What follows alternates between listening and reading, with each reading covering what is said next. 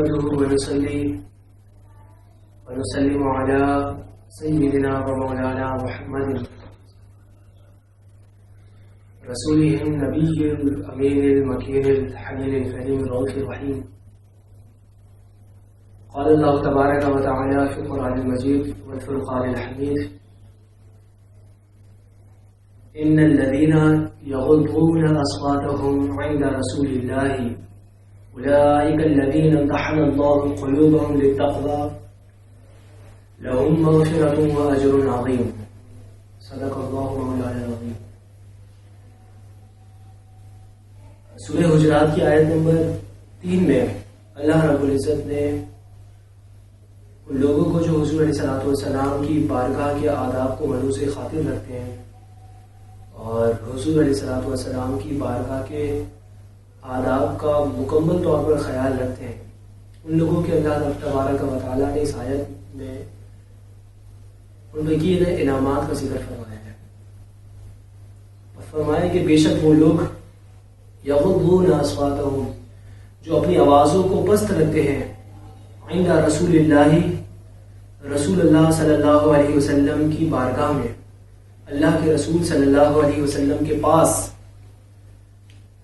فرمایا کہ اولئک الذین امتحن اللہ قلوبهم للتقوی، یہی وہ لوگ ہیں اولئک الذین امتحن اللہ قلوبهم للتقوی جن کے دلوں کو اللہ تعالیٰ نے تقوی کے لیے منتخب فرما لیا.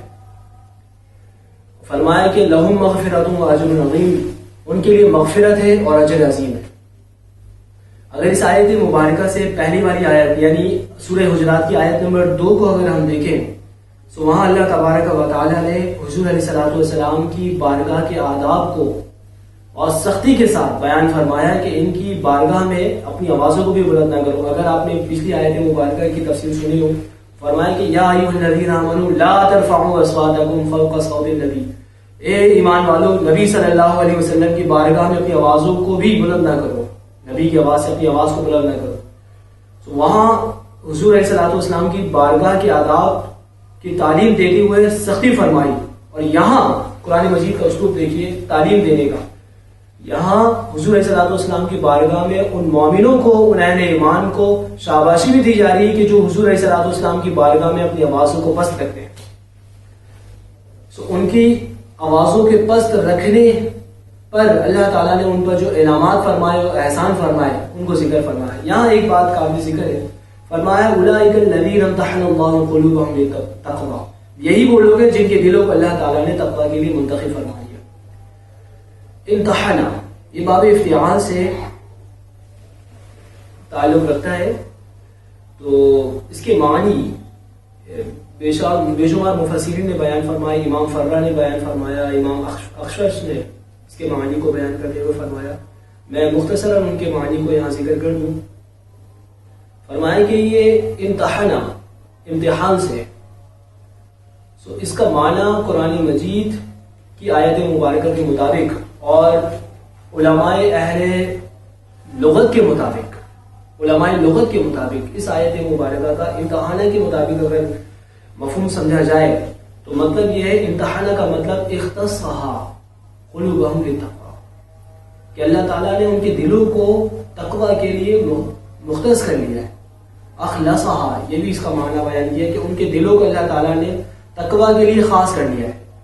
یہ پہلا انعام ہے ان لوگوں پر جو اللہ تبارک و تعالیٰ کے رسول کی بارگاہ کے آداب کو ملوث خاطر رکھتے ہیں.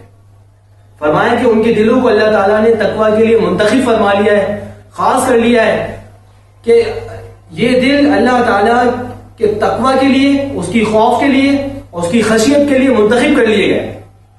اب جس دل میں اللہ کا تقوی آ جائے اور اللہ کا خوف اس دل میں داخل ہو جائے، وہ دل شریعت کے احکامات کو بھی قبول کرنے کے لیے تیار ہو جاتا ہے.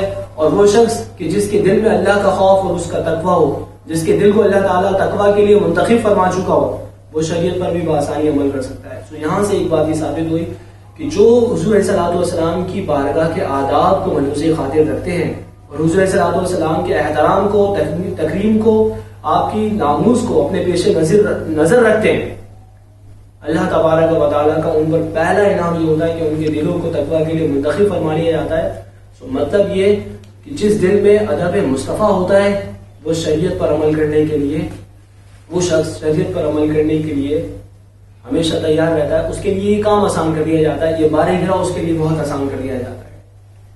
اور وہ دل جس دل میں حضور علیہ الصلوۃ والسلام کا ادب نہ ہو، تعظیم نہ ہو، تقریب نہ ہو، اور حضور علیہ الصلوۃ والسلام کی بارگاہ کے آداب سے وہ ناواقف ہو، وہ دل تقویٰ کے لیے منتخب نہیں کیے جاتے۔ اگر ہمیں بھی کوئی چیز کھانے پینے کے لیے کسی برتن میں رکھنی ہو تو پہلے ہم دیکھتے ہیں کہ یہ پاک ہے یا ناپاک ہے۔ اگر ہمیں اپنے کھانے پینے کی چیز کو کسی برتن میں رکھنا ہو تو ہم یہ دیکھتے ہیں اللہ تبارک و تعالیٰ اپنا خوف اور اپنی یاد بھی اس دل میں کیسے رکھ سکتا ہے کہ جو دل ناپاک ہے۔ اگر دلوں کو ہم پاک کرنا چاہتے ہیں تو حضور علیہ الصلوۃ والسلام کے ادب اور احترام سے ہمیں اسے پاک کرنا ہوگا، حضور کی محبت کو اس میں دل میں بسانا ہوگا، جیسا کہ فرمایا قل ان کنتم تحبون اللہ فاتبعونی یحببکم اللہ، اے محبوب صلی اللہ علیہ وسلم آپ فرما دیجئے اگر تم ان کنتم تحبون اللہ، اگر تم اللہ سے محبت کرتے ہو، فاتبعونی تم میری اتباع کرو، یحببکم اللہ، اللہ تعالیٰ تم سے محبت کرے گا۔ اتباع کا مطلب نقل کرنا نہیں ہوتا، نقل کرنے کا مطلب یہ ہوتا ہے کہ کسی کو دیکھ کر بالکل ویسے ہی اس کے عمل کو دہرایا جائے، لیکن اتباع کا مطلب یہاں پر یہ ہوگا کہ تم مجھ سے محبت کرو اور میری محبت کے تقاضوں کو پورے کرتے ہوئے اس قدر فنا ہو جاؤ کہ تمہارے دلوں میں حضور علیہ الصلوۃ والسلام کی محبت اس قدر بس جائے کہ ان کی اتباع تمہارے لیے آسان ہو جائے۔ اتباع کرنے میں، حضور علیہ الصلوۃ والسلام کی اتباع کرنے میں محبت پہلے ہوتی ہے۔ حضور علیہ الصلوۃ والسلام کی نقل کرنا اور اتباع کرنا فرق ہے، نقل منافقین کرتے تھے، اتباع مومن کرتے ہیں۔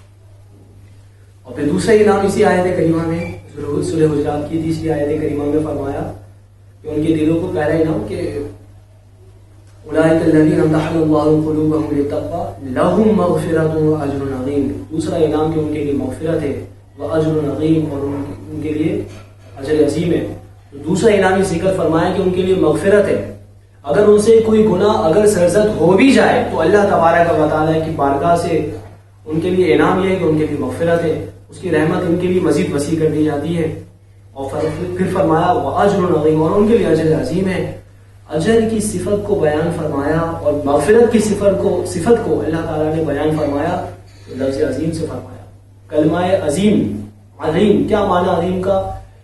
اجر عظیم سے مراد پھر ایسا اجر ہے کہ نہ اس اجر کو کسی کانوں نے سنا جس کے بارے میں، اور نہ کسی آنکھ نے اس اجر کو دیکھا۔ اللہ تبارک و تعالیٰ کی بارگاہ سے ایسا اجر اس شخص کو دیا جائے گا جو حضور علیہ الصلوۃ والسلام کی بارگاہ کے آداب کو ہم سے خاطر رکھے۔ فرمایا ان الذین یغضون اصواتهم عند رسول اللہ اولئک الذین امتحن اللہ قلوبهم للتقوی لہم مغفرۃ واجر عظیم، بے شک وہ لوگ جو نبی صلی اللہ علیہ وسلم کی بارگاہ میں، اللہ کے رسول صلی اللہ علیہ وسلم کی بارگاہ میں اپنی آوازوں کو پست رکھتے ہیں، یہی وہ لوگ ہیں جن کے دلوں کو اللہ تعالیٰ نے تقویٰ کے لیے منتخب فرما لیا، ان کے لیے اجر ہے، ان کے لیے مغفرت ہے اور اجر عظیم ہے۔ مغفرت اور اجر ایسا کہ اس چیز کی صفت عظیم ہے۔ اللہ تبارک و تعالیٰ ہمیں حضور صلی اللہ علیہ وسلم کی بارگاہ کے آداب کو ملوث خاطر رکھنے کی توفیق عطا فرمائے۔ وآخر دعوانا الحمد للہ رب العالمین۔